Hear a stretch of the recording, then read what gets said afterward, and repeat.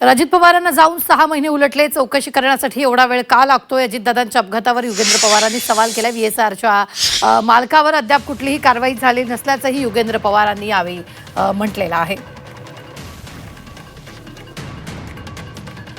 लवकरात लवकर त्या दुर्दैवी घटनेची माहिती आमच्या सगळ्यांच्या समोर यावी आणि नक्की त्या दिवशी काय झालं, कसं झालं, व्हिडिओ, सीसीटीव्ही, साधे सीसीटीव्ही व्हिडिओ मुंबई एअरपोर्टचे अजून आपल्या समोर आलेले नाहीये आणि लवकरात लवकर ही सगळी चौकशी झाली पाहिजे. CBI चौकशी करत आहे, CID असेल, आपले DGCA असेल, सगळे जर एवढी चौकशी करत असतील तर मग हे सगळं समोर यायला एवढा वेळ का लागतो? VSRच्या मालकांवर अजिबात कुठलीही कारवाई तिथं केली जात नाहीये.